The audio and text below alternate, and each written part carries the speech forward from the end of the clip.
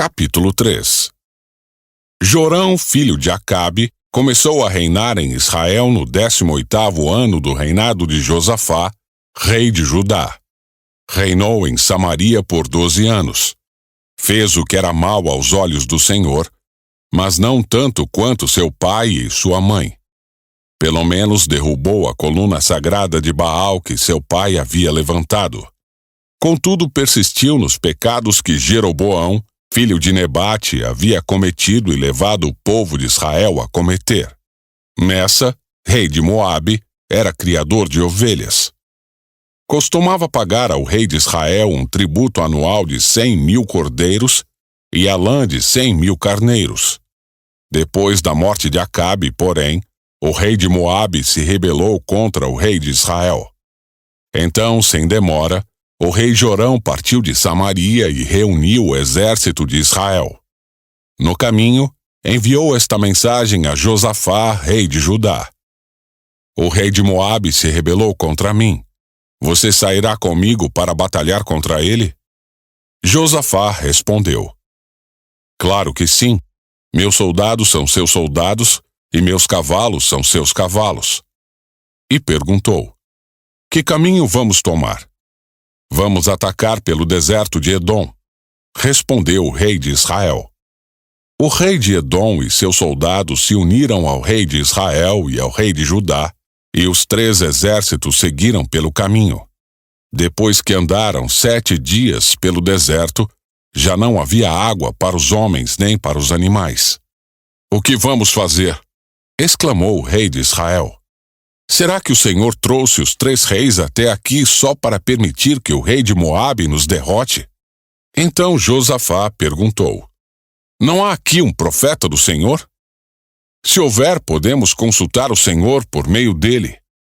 Um dos oficiais do rei de Israel respondeu: Eliseu, filho de Safate, está aqui. Ele era o ajudante de Elias. Sim, o Senhor fala por meio dele, disse Josafá.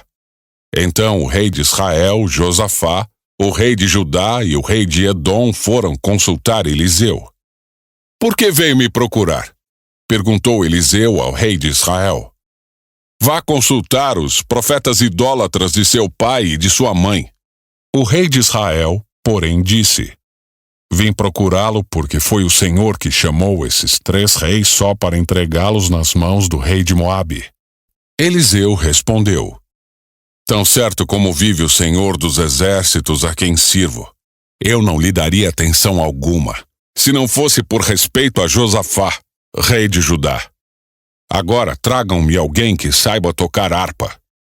Enquanto o músico tocava, a mão do Senhor veio sobre Eliseu, e ele disse: Assim diz o Senhor: Este vale seco se encherá de poços de água, pois assim diz o Senhor: Vocês não verão vento nem chuva, mas o vale se encherá de água.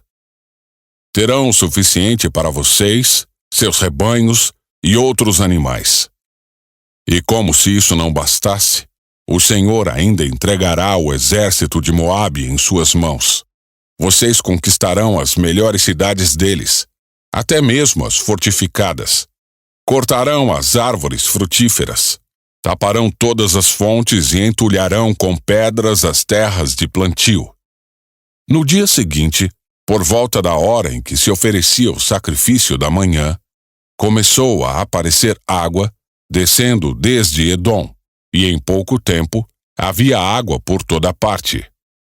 Enquanto isso, o povo de Moabe soube que os 3 exércitos marchavam contra eles. E todos os homens com idade suficiente para lutar foram convocados e se posicionaram ao longo da fronteira. Quando se levantaram na manhã seguinte, o sol brilhava sobre a água. Para os moabitas, ela parecia vermelha como sangue. É sangue! Exclamaram. Os 3 exércitos atacaram uns aos outros e se mataram. Venha, povo de Moabe, vamos tomar os despojos. Mas quando os moabitas chegaram ao acampamento de Israel, o exército israelita se levantou e os atacou até que deram meia volta e fugiram. Os israelitas os perseguiram até Moabe, avançando pelo território e derrotando Moabe definitivamente. Arrasaram as cidades, entulharam com pedras as terras de plantio, taparam as fontes de água e cortaram as árvores frutíferas. Por fim, só restou Kir-Aresete com suas muralhas de pedra, mas atiradores com fundas a cercaram e a atacaram.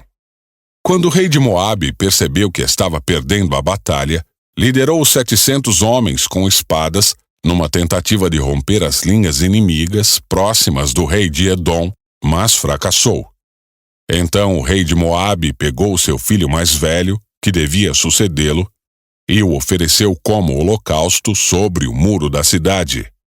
Por isso houve grande ira contra Israel, e os israelitas se retiraram e voltaram para sua terra.